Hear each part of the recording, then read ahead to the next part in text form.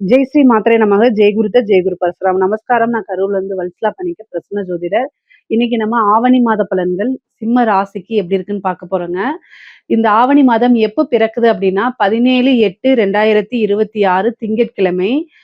திருக்கணிதப்படி வந்து காலை 7:57க்கும் வாக்கியப்படி வந்து மாலை 6:24க்கும் சித்திரை நட்சத்திரம் கன்னியா ராசியில இந்த மாதம் வந்து பிறக்குது. இந்த மாதம் வந்து சிம்ம ராசியை பொறுத்த வரைக்கும் நல்ல அற்புதமான பலன்கள் இருக்கு. உங்களுடைய ராசியில சூரியன் ஆட்சி பலம் பெறாரு. சூரியன் வந்து உங்க ராசிக்கு அதிபதி. அதனால வந்து உங்களுக்கு நல்ல வருமானம், நல்ல வளர்ச்சி. சிம்ம ராசியை பொறுத்த வரைக்கும் உங்களுக்கு பிரச்சனைகள் சால்வ் ஆகணும், நல்ல வளர்ச்சி கிடைக்கணும் அப்படின்னா நீங்க செய்ய வேண்டியது கட்டாயம் ஒரே ஒரு விஷயம் தான். என்ன விஷயம் அப்படின்னா, ஒவ்வொரு ஞாயிற்றுக்கிழமையும் ஆவணி மாதம் வருது இல்லையா? இந்த 4 ஞாயிற்றுக்கிழமையும் காலையில ஞாயிற்றுக்கிழமை காலையில 6 to 7 சூரியனை பார்த்து நமஸ்காரம் பண்ணணும். உங்களுக்கு சூரியன் இந்த மாசம் முழுவதுமே நீங்க பண்ணுனா ரொம்ப நல்லது. அதாவது ஆவணி ரவின்னு சொல்லுவாங்க. ரவி மீன்ஸ் சூரியன் அர்த்தம். அப்போ சூரியனை பார்த்து வணங்குறது உங்களுடைய வாழ்க்கைக்கு வளர்ச்சிக்கு உதவும். நல்ல காசு பணம் வரும். பேரு புகழ் எல்லாம் கிடைக்கும். நீங்க செய்யக்கூடிய விஷயங்கள் எல்லா பக்கமும் பேரும் புகழும் கிடைக்கிறது மட்டும் இல்லாம லைஃப்ல சக்சஸ்ஃபுல்லா ரன் ஆகுறதுக்கும் இது உதவியா இருக்கும். அதனால நீங்க செய்ய வேண்டியது காலையில 6 to 7. மத்த ராசிக்கெல்லாம் இல்லாத ஒரு விஷயம் உங்க ராசிக்கு இருக்குன்னா அது என்னன்னா, உங்க ராசி அதிபதியை நீங்க டைரக்டா பார்க்க முடியும். சூரியனை பார்த்து வணங்க முடியும். மத்த ராசிக்கெல்லாம் இப்ப வந்து ரிஷப ராசி, துலா ராசின்னு சுக்கிரனு.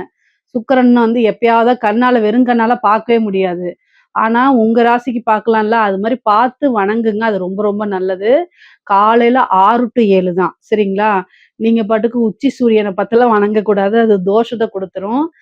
காலையில இளம் வெயில்னு சொல்றாங்கல்ல, சூரிய உதயம் சன்ரைஸ பாருங்க. வாழ்க்கைக்கு வளர்ச்சி.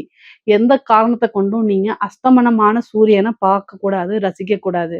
பொதுவா இயல்பா சூரிய உதயத்த விட சூரியன் அஸ்தமனமாகறத பார்க்கறது அழகாக இருக்கும். ஆனா அழகு என்னைக்குமே ஆபத்து அப்படிங்கிற மாரி, உங்களுக்கு வாழ்க்கை வளர்ச்சினா சூரிய உதயத்த தான் பார்க்கணும். சூரிய அஸ்தமனம் அழகை ரசிக்கும்போது உங்களோட லைஃப்பும் கீழ கீழ வரும். அதனால யோசிச்சு செயல்பட்டுக்கங்க. இந்த 4 ஞாயித்துக்கிழமை வந்து வழிபாடு பண்றது இன்னும் ரொம்ப சிறப்பு. அதனால முடிஞ்ச அளவுக்கு வழிபாடு பண்ணிக்கங்க. ஏன்னா இதெல்லாம் ரொம்ப ஈஸியான பலன்கள். இதுக்கு என்ன உங்க வீட்ல குளிச்சுட்டு டெய்லி வந்து சாமி கும்பிட போறீங்க. இதுல என்ன உங்களுக்கு இருக்கு? ஆனா நல்ல சக்சஸ் ஆகும். உங்களோட லைஃப் நல்ல சக்சஸ் ஆகும்.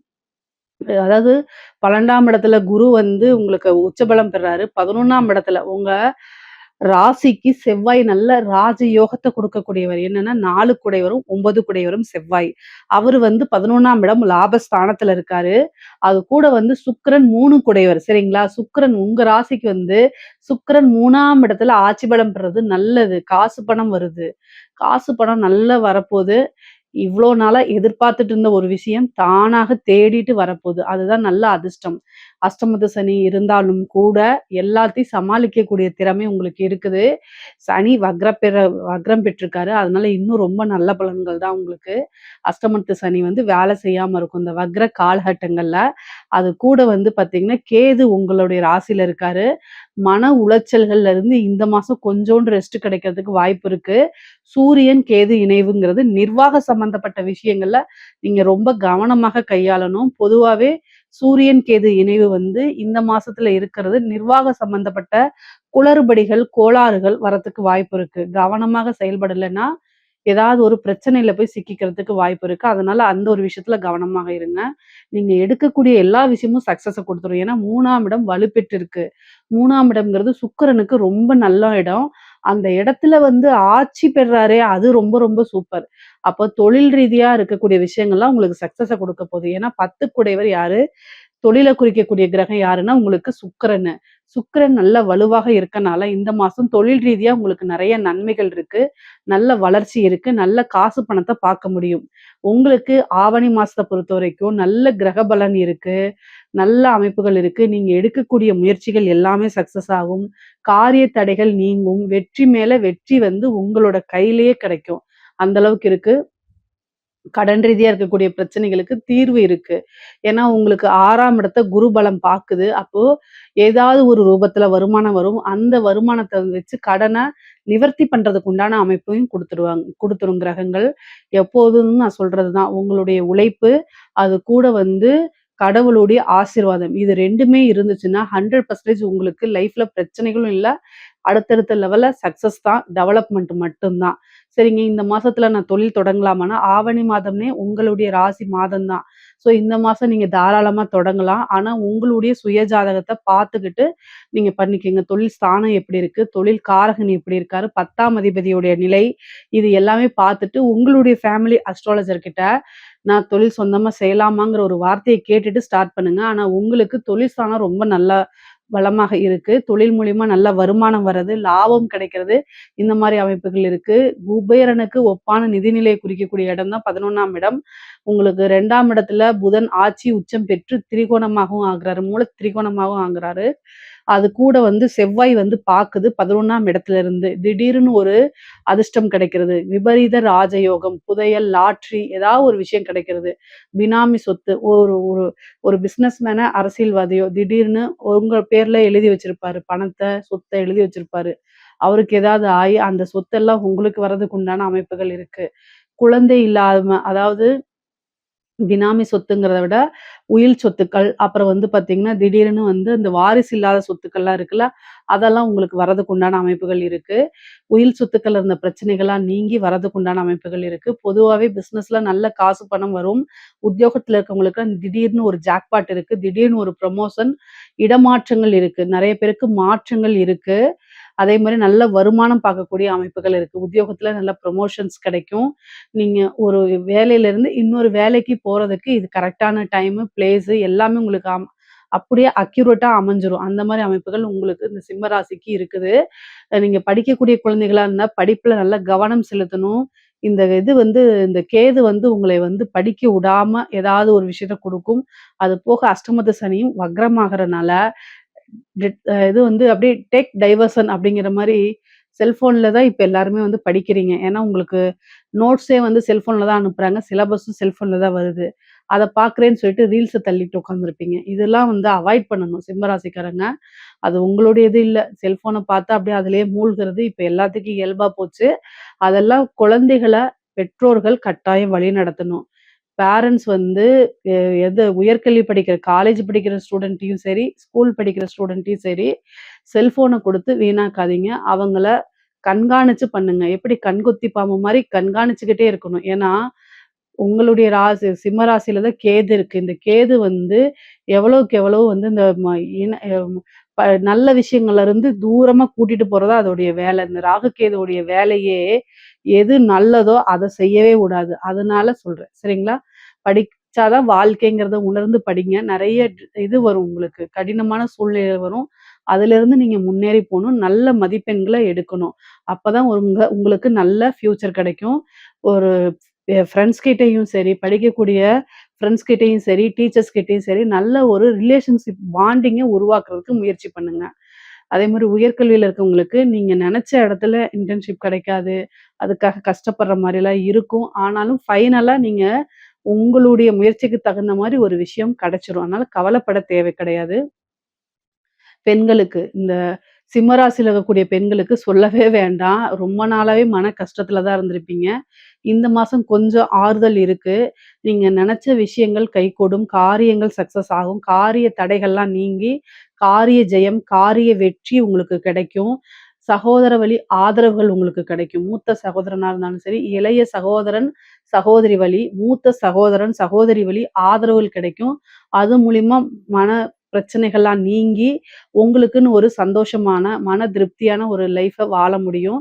கணவர்கிட்ட சண்டை சச்சரவுகள், வாக்குவாதங்கள்லாம் இது வரும். ஆனாலும் குருவுடைய இது வந்து 6ஆம் இடத்துக்கு இருக்கனால, கடைசில சுமூகமா ஒரு பேச்சுவார்த்தை இது பண்ணி, சண்டை சச்சரவுகள்லாம் சால்வ் ஆயிரும். சண்டை சச்சரவுகள் பிரச்சனைகள்லாம் நிவர்த்தி ஆயிரும். பொதுவாவே பொறுமையா போறது தான் நல்லது. உங்களுடைய தேக ஆரோக்கியத்துல கவனம் செலுத்துங்க. ஆடை, ஆபரண சேர்க்கை இருக்கு. வாகன பிராப்தம் இருக்கு. நிறைய பேத்துக்கு இட பிராப்தம் இருக்கு. இந்த உங்களுக்குண்டு உண்டான தாய் வழி சொத்தோ, தந்தை வழி சொத்தோ, உங்களுக்குன்னு உண்டான பாகப் பிரிவினை ஒரு ஷேர் வந்து உங்களுக்கு தானாக தேடி வரும். கணவன் வழி ஆதாயங்கள் உண்டு. ஆனா 6 குடையவரே 7 குடையவரா இருக்கனால, எப்பவுமே சிம்ம ராசியில இருக்கக்கூடிய பெண்கள் வந்து கணவன் வழி சண்டை சச்சரவுகள், அவங்க வீட்டு வழி சண்டை சச்சரவுகள், ஒரு இணக்கமா போக முடியாத ஒரு சூழ்நிலைகள் உருவாகும். ஆனா இதெல்லாமே மீறி நீங்க வரணும். அவ்வளதான். பொதுவாவே இந்த காலகட்டங்கள்ல நெறைய மெடிடேஷன் பண்ணுங்க. கணபதி வழிபாடு பண்ணிக்கங்க. இந்த ஆவணி மாதத்துல வந்து நம்ம ஊர்ல வந்து கிரகணம் தெரியலைன்னா கூட, கிரகண காலகட்டங்கள்ல லேசான சஞ்சலங்கள், மன சஞ்சலங்கள் வரும். விரக்திகள் ஆட்டோமேட்டிக்காவே ஏற்படும். இதெல்லாம் தாண்டுறதுக்கு என்ன செய்யணும்னா, கணபதிய வழிபாடு பண்ணிக்கங்க. கணபதி பிரார்த்தனை தான் ரொம்ப ரொம்ப முக்கியமானது. அப்பதான் மன அமைதி கிடைக்கும். தேங்காய் எண்ணெயில 2 தீபம் போட்டு பிரார்த்தனை பண்ணீங்கனாலே முடிஞ்சு போச்சு. பொதுவாவே இந்த மாதம் வந்து நல்ல மாதம் தான். நல்ல வருமானத்த குறிக்கக்கூடியது. குடும்பமும் உங்களுக்கு சப்போர்ட் பண்ணக்கூடிய அமைப்புகள் தான் இருக்குது. பொதுவா ஆணாக இருந்தாலும் சரி, பெண்ணாக இருந்தாலும் சரி, குடும்பத்திலயும் சரிங்க, வெளியில வேலை பார்க்குற இடத்துல, தொழில் பண்ற இடத்துல, இந்த சூழ்நிலைலாம் அளவுக்கு மீறி உங்களோட பொறுமைகள சோதிப்பாங்க. ஆனா, காலங்களும், நேரங்களும், சூழ்நிலைகளும் நமக்கு சாதகமாக இல்லாதம்போது, நம்ம அனுசரிச்சு போக வேண்டிய கட்டாயத்துல இருக்கோம். இத உணர்ந்து செயல்படணும். நீங்க நல்லவங்க, திறமைசாலி, எப்பவுமே சிம்ம ராசிக்காரங்க வந்து நல்லவங்க, டைம் பங்க்சுவாலிட்டியா இருப்பீங்க, திறமைசாலிகளா இருப்பீங்க, நிர்வாகம் சூப்பரா பண்ணீங்க, டைம கீப் அப் பண்ணுவீங்க. எல்லாமே இருந்தும், காலமும், சூழ்நிலையும், சந்தர்ப்பமும் நமக்கு சாதகமாக இல்லாதம்போது, நம்மளைய கோவப்படுத்தும்போது, நம்ம பொங்கி எழத்தான் செய்வோம். ஆனாலும் இதெல்லாமே மீறி பொறுமைய யாரு ஒருத்தர் ஹேண்டில் பண்றாங்களோ, கையாளுறாங்களோ, அவங்களுக்கு மட்டும் தான் வெற்றி அப்படிங்கிறது கையில நிரந்தரமா இருக்கும். கிரகங்களுடைய வேலையே என்னன்னா சோதிக்கிறது தான். எப்படியாவது இவன இழுத்து சிக்க வைக்கணுங்கிறது தான் கிரகம் துடிச்சிட்டு இருக்கும். ஆனா தெய்வபலம் இருந்துச்சு அப்படின்னா, அதே இடத்துல நின்றுவீங்க. பொறுமையா எதுக்கு இத பண்றாங்கங்கிறது உங்களுக்கு தெரிஞ்சு போயிரும். அதனால நான் வரமாட்டேன். சண்டைக்கு நான் வரமாட்டேன் அப்படின்னு இது பண்ணிக்கங்க. உங்களுக்கு இந்த காலம் கிரகங்கள்லாம் மாறிருச்சு, பெயர்ச்சி ஆயிடுச்சுன்னா, ரொம்ப நிம்மதியாவும், சந்தோஷமாவும் இருப்பீங்க. அப்ப அவங்கள ஒரு பார்வை பார்த்தாலே அவங்க செத்துருவாங்க. ஸோ அதுவரைக்கும் உங்க டைம் வர வரைக்கும் வெயிட் பண்ணுங்க. நிதானமா இருங்க. இது ஆணாக இருந்தாலும் சரி, பெண்ணாக இருந்தாலும் சரிங்க. எல்லாத்துக்கும் இதே கருத்து தான். ஸோ சூழ்நிலைகள் சரியில்லைங்கும்போது நம்ம பொறுமையா போக வேண்டியது தான். தப்பு உங்க பேர்ல இருந்தாலும் சரி, இல்லைனாலும் சரி, இது வந்து இயல்பான, இயற்கையான விஷயம்னு சொல்லி மனச பக்குவப்படுத்தி ஏத்துக்க வச்சுக்கங்க. அதுதான் உங்களுக்கு நல்லது. பொதுவா உங்க கடன் ரீதியா இருக்கக்கூடிய பிரச்சனைகள், கோர்ட்டு கேஸ் பிரச்சனைகள், வழக்குகள் இதெல்லாமே உங்களுக்கு சாதகமா வந்துரும். ஏன்னா குருவோடைய பார்வை 6ஆம் இடத்துல இருக்கு. எதிரிகள் எவ்வளவுக்கு எவ்வளவு வந்து உங்களுக்கு ஆட்டம் காட்டுனாங்களோ, அது எல்லாமே இந்த காலகட்டங்கள்ல அடங்கி போறதுக்கு உண்டான அமைப்ப மாத்தி குடுத்துரும். கடன் ரீதியா இருக்கக்கூடிய பிரச்சனைக்கு ஒரு நிவர்த்தி வருது.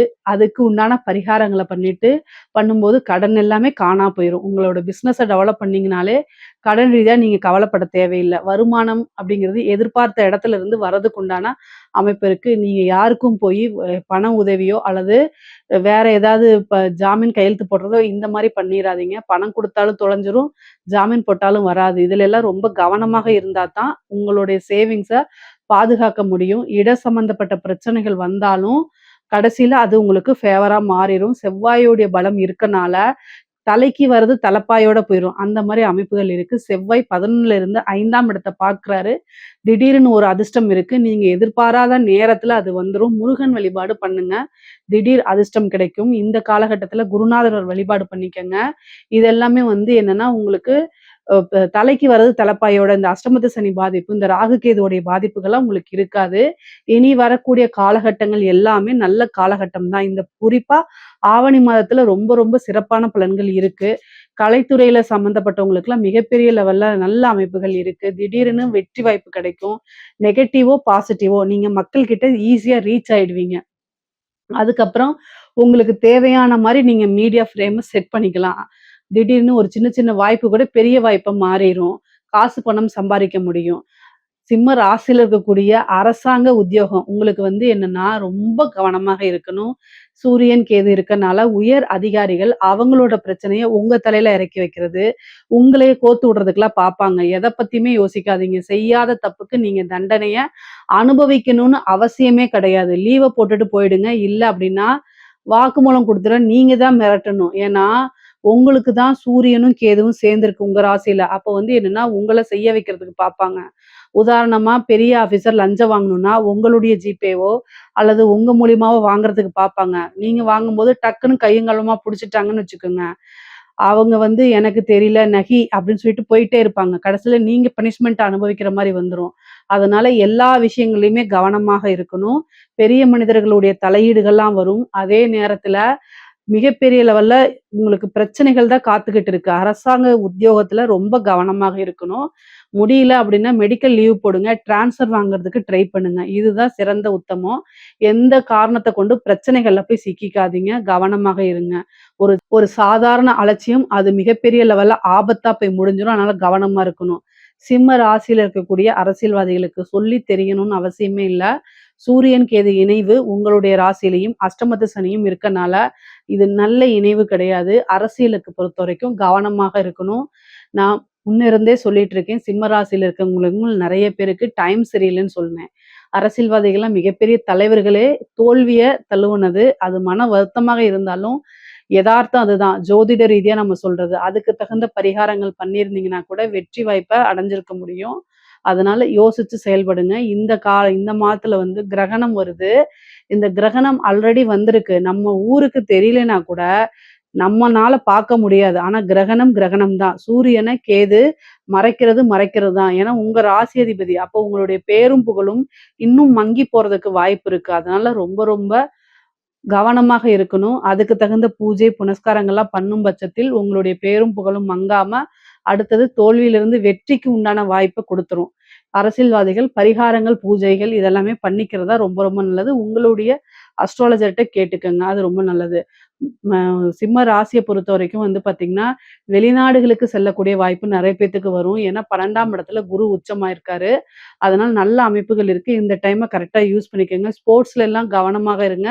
வெற்றி வாய்ப்பு அப்படியே காலடியில வந்து கிடக்கும். அந்த மாரி பொதுவாவே காசு பணம் சுக்கிரன் ஆட்சி பலம் பெறனாலயும், புதன் ஆட்சி உச்சம் பெறதுனாலயும் காசு பணம்லாம் கிடைக்கும். சூரியனும், புதனும் சேர்றதுனால நிர்வாக சம்பந்தப்பட்ட விஷயங்கள் எல்லாம் நல்லபடியா அமைப்புகள் இருக்கு. சிம்ம ராசிக்கு இந்த மாதம் நல்ல அற்புத பலன்கள்லாம் இருக்கு. இதுல ஏதாவது சந்தேகங்கள் இருக்கு அப்படின்னா கமெண்ட்ஸ்ல கேளுங்க.